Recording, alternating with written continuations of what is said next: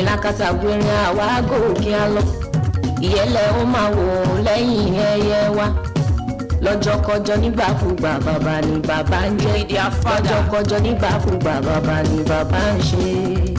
We lead while others follow. We lead while others follow. Vicinity FM ọ̀gálàjẹ́ Adéọlá Noite ní ẹ̀ máa gbọ́. Mo fọwọ́ sọ̀yà. We lead while others follow. Vicinity FM àwa ní bàbá. We lead while others follow. Àwa lọ̀gá àwa làgbà wọn lọ́jọ́kọjọ́. 95.3 Vicinity FM tọmọdé tàgbà darúgbó tó mi dán ló sọ pa wá ní ìwà ọ̀dà. Music, sports, in towards Lukaku, entertainment, cut the beat, politics, all on your darling station Vicinity 95.3 FM Ìkejìlé Ìjẹ̀ṣà. News from around the world. Vicinity FM 95.3.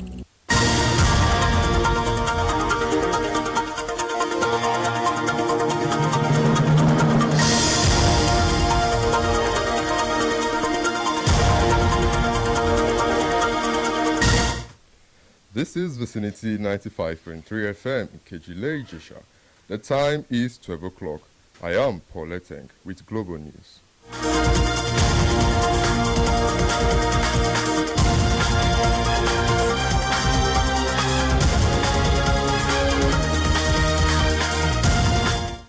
First, the headlines. Tinubu reaffirms Nigeria's support for Mali's urging West African unity.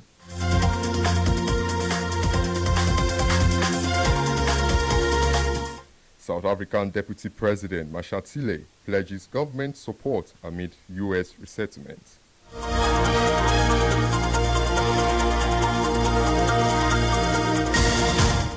WHO declares polio outbreak in Papua New Guinea, urges immediate vaccination drive.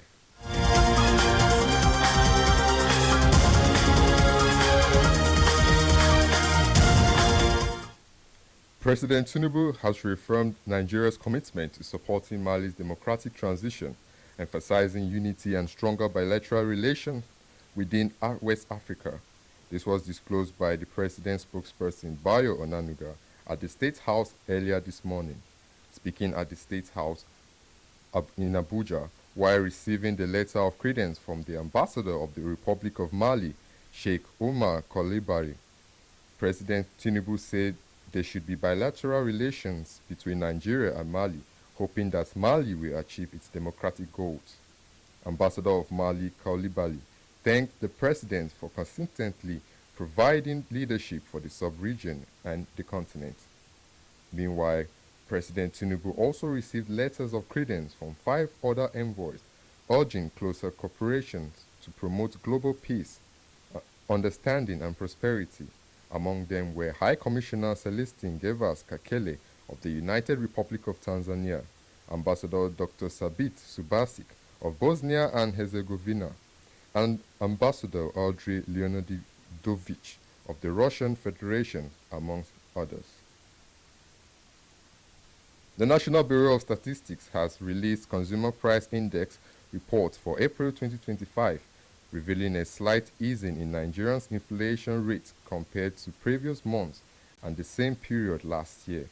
However, the inflation rate moderated to 23.71% year-on-year, marking a decline from 24.23% recorded in March 2025 and reduced from 33.69% in April 2024. According to reports, the Consumer Price Index rose to 119.52 in April 2025, reflecting 2.18-point increase from the preceding month, while in April 2025, the inflation rate eased to 23.71% relative to the March 2025 headline inflation rate. Despite a slight easing in Nigeria's overall inflation rate in April 2025, 10 states in Nigeria Nasarawa, Ekiti, Zamfara, Niger, among others, and Abuja recorded inflation rates exceeding 30%, highlighting persistent price pressures in several parts of the country. The director of Yaga Africa, Samson Itodo, has kicked against the imposition of a 6-month jail term for Nigerians who failed to vote, saying the move is draconian in every aspect and undermines the freedom to participate in the electoral process. According to reports, the bill seeking to amend the Electoral Act 2022 to make voting mandatory for all eligible Nigerians passed second reading in the House of Representatives yesterday, Thursday. The bill, jointly sponsored by Speaker Tajuddin Abbas and Daniel Ago, was presented during Thursday plenary while leading the debate. Ago explained that the legislation aims to boost citizens' participation in elections, urging that it could help reduce voter apathy if it successfully passes all legislative stages. However, Samson explained that Nigeria will not be the first country that practices compulsory voting. Australia practiced compulsory voting, saying people cannot compel to vote, which is also another form of political participation that should be recognized. And away from Nigeria, South Sudan government on Thursday has denied that President Salva Kiir had died, following online speculation. The long-serving 73-year-old leader has long been dogged by rumors of ill health, while pictures in recent months meeting, visiting dignitaries and ordering a series of government reshuffles. Late Wednesday, reports began emerging on social media claiming that Kiir had died. South Sudan's foreign ministry issued a statement the following day and released earlier this morning, saying the death news of South Sudan president is false and malicious, claiming that His Excellency President Salva Kiir Mayardit is alive. South African Deputy President Paul Mashatile has called on white South African farmers, especially Afrikaners, to remain in the country and work alongside the government to address pressing rural challenges. Speaking at the National Maize Producers Organization show, he emphasized that farmers are willing to stay if supported in areas such as rural road development and community safety. Mashatile acknowledged the threat of crime in farming areas and stressed the importance of government collaboration to create safer, more sustainable rural environments. His comments come in response to the recent resettlement of 49 white South Africans to the United States, facilitated by a policy supported by President Donald Trump. Mashatile therefore urged those considering immigration to reconsider, highlighting the vital role Afrikaner farmers play in national food security and economic stability. This is Vicinity 95.3 FM, Ikeji Ijisha. Global news will continue shortly.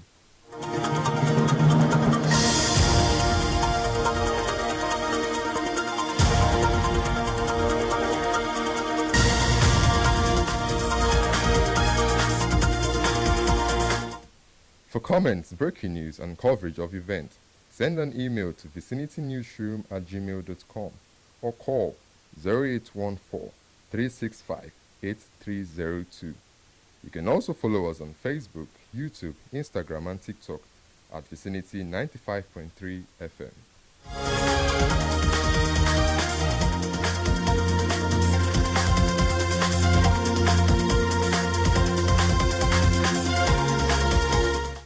Now, the rest of the news.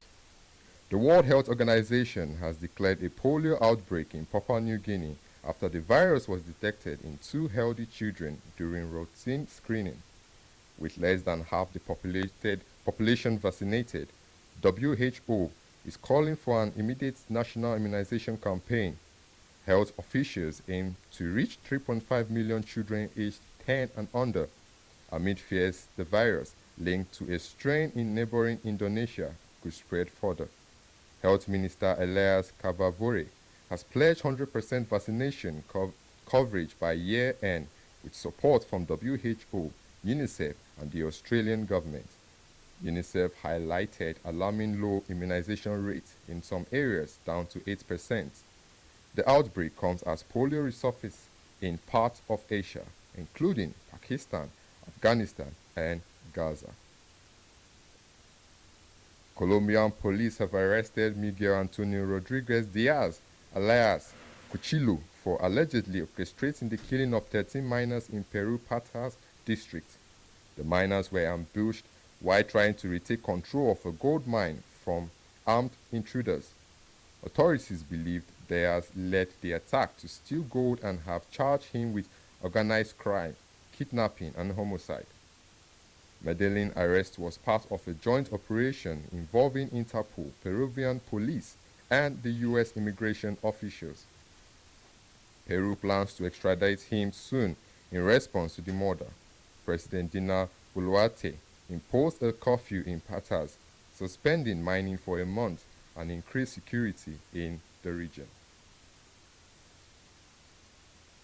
U.S. President Donald Trump announced the lifting of long-standing sanctions on Syria during a visit to Riyadh, following the December outing in Bashar al-Assad. The move sparked caution optimism in Syria, where the local currency immediately strengthened by 25%, signaling hopes for economic recovery and renewed international investment. However, experts view the decision as a significant policy shift, though some sanctions, especially those tied to terrorism designations, may require additional steps by U.S. officials like Secretary of State Marco Rubio, while challenges remain. The move could reintegrate Syria into the global economy after decades of isolation and conflict. And on business, Nissan plans to cut 11,000 jobs and close 7 factories globally, while opening its manufacturing network to Chinese partner Dongfeng. Despite struggles in key markets and a 670 billion yuan annual loss, CEO Ivan Espinosa confirmed no immediate threats to the UK Sunderland's plant.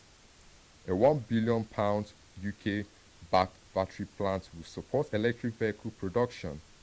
The move comes amid scrutiny of UK-China trade ties and follows failed merger talks with Honda.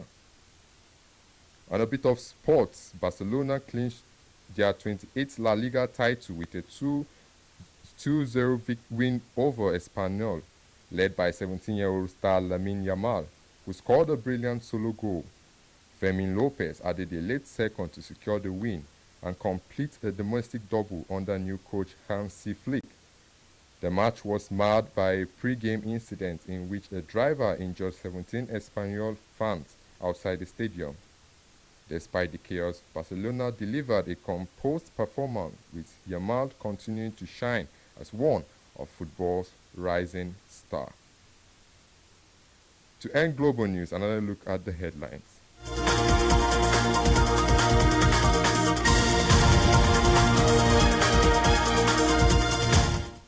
Tinubu reaffirms Nigerian support for Mali, urges West African unity. This was disclosed by the president's spokesperson, Bayo Onanuga, at the State House earlier this morning.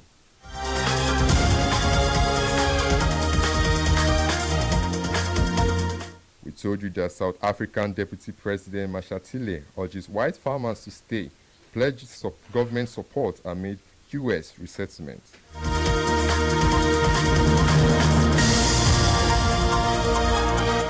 And lastly, you heard WHO declares polio outbreak in Papua New Guinea, urges immediate vaccination drive after the virus was detected in 2 healthy children during routine screenings.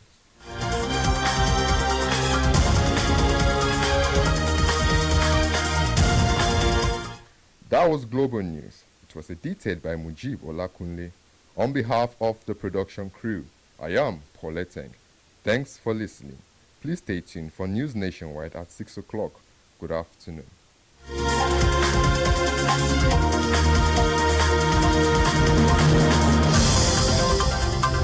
From the mountaintop, the sound is loud and clear. It's Vicinity 95.3 FM.